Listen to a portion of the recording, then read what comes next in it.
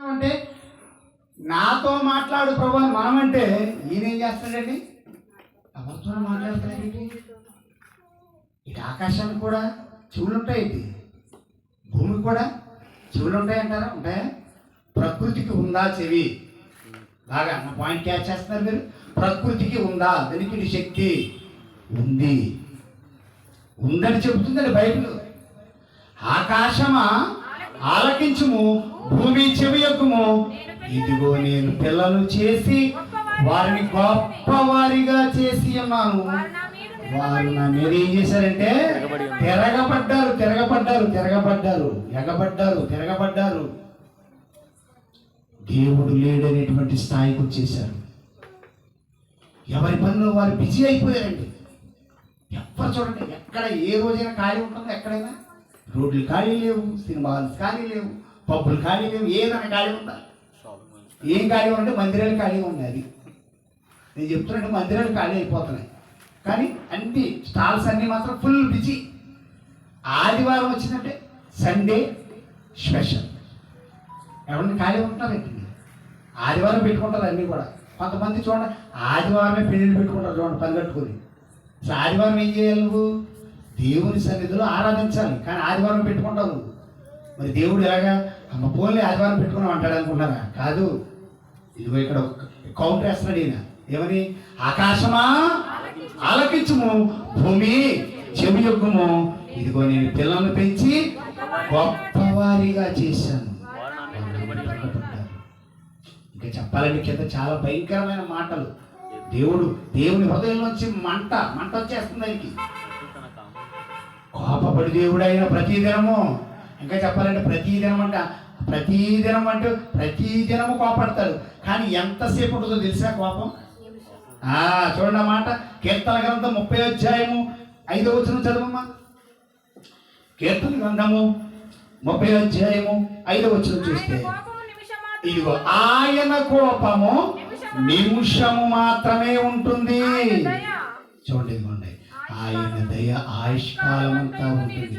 ఒకవేళ ఇది రివర్స్ ఉందనుకోండి, ఆయన కోపము ఆయుష్కాలం అంతా ఉంది, ఆయన దయ నిమిషం మాత్రం ఉందనుకో, ఏంటి పరిస్థితి చెప్పండి? మనం మిగలం.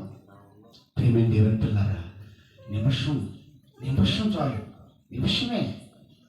ఆయన కోపం నిమిషం చాలండి. మన దృష్టిలో నిమిషం అంటే మాటలు కాదు. కొన్ని రోజులు, ఒక నిమిషము ఆయన కాలంతో పోలిస్తే కొన్ని రోజులండి. కొన్ని రోజులు. ఆయన కాలం వేరు, మన కాలం వేరు. ఎందుకంటే ఆయన ఆయుష్కాలం వేరు. చెప్పుకున్నాం కదా, నరుల ఆయుష్కాలం లాంటిది కాదు ఆయనది. ఆయన నిన్న నేడు నిరంతరము ఏకరీతిగా ఉన్నవాడు. అందుకని నేను ఉన్నవాడను అనువాడను. మోషే చెప్పు నా లక్షణాన్ని. ఇదిగో నేను ఉన్నవాడను, ఇప్పుడు ఉండవలసిన వాడను, ఉన్నవాని నుంచి వచ్చాం మనం. కాబట్టి మనము కూడా ఉండవలసిన వారమే. మరి ఉండవలసిన వారి మీద దేవుడు కోపపడితే ఏంటి పరిస్థితి?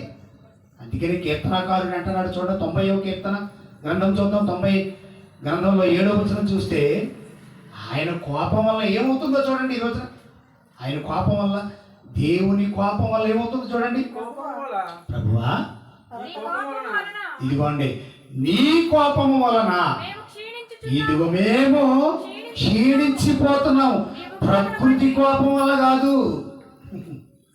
ప్రకృతి తనంతట తాను నిర్ణయం తీసుకోవటానికి అధికారం లేదు. అలా అనుకుంటే చాలా తిరగబడాలి మన మీద, అంతే కదా. అలా అనుకుంటే నిజంగా ప్రతిదీ నీ మీద తిరుగుబాటు చేయాలి. దేనికి న్యాయం చేశాడు మనిషి? అన్నిటికీ అన్యాయమే కదా. దేనికి సరిగ్గా ఉన్నాడండి? దేనికి సరిగ్గా లేడు మనిషి.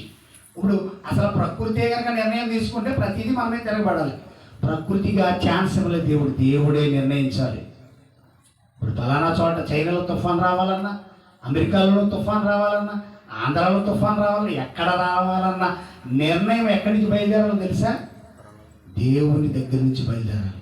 అందుకని చూడండి, యోబు గ్రంథము 37వ అధ్యాయము 9వ వచనం చదవండి. అక్కడ అంటున్నారు చూడండి, ఎక్కడి నుంచి వస్తుంది ఇది ఈ తుఫాన్లు, ఈ ప్రభావాలను మనం ఆలోచిస్తే, మరుగు స్థానములో నుండి తుఫాను వచ్చును. చూడండి జాగ్రత్తగా వినండి. మన కంటికి కనిపించదు. ఇదిగో కాకినాడ తీరానికి 250 కిలోమీటర్ల దూరంలో కేంద్రీకృతమైంది తుఫాను. 2014లో వచ్చింది హుదూద్ తుఫాన్, భయంకరమైనటువంటి పెనుగాలు. ఇప్పుడు చైనా అలా కల్లోలం అయిపోతుందండి. మనుషులు ఎగిరిపోతున్నారు, ఏదో తాటాకులు ఎగిరిపోయినట్టు ఎగిరిపోతున్నారు. బాగోలేదండి పరిస్థితి, బాగోలేదు. ప్రియమైన దేవుని పిల్లారా, చూడండి ఏమంటున్నాడు, మరుగు స్థానము నుండి తుఫాను వచ్చును. ఇది ఉత్తర దిక్కు నుంచి ఏమొస్తుంది, చలి. అంటే ప్రతిదీ కూడా ఆయన ఆజ్ఞను నెరవేరుస్తుంది. ఇంకో 102వ కీర్తన చూడండి, కీర్తన గ్రంథం 107వ అధ్యాయంలో 24వ వచనం కూడా ఉంటుంది ఆ మాట. చూడండి, ఎవరు ఆజ్ఞ ఇస్తే ఈ తుఫాన్లు వస్తున్నాయి. ఇదిగో యెహోవా కార్యములను, సముద్రములో ఆయన చేయు అద్భుతములను చూచిరి. ఆయన సెలవీయగా తుఫాను పుట్టెను. చాలండి, ఆయన సెలవీయగా తుఫాను పుట్టెను. ఇప్పుడు తుఫాను ఎక్కడ పడుతుంది అంటే సముద్రంలో పుట్టాలి అండి. అంతేగాని మనం ఊళ్ళో ఉన్న చెరువులో తుఫాను పడతాయండి.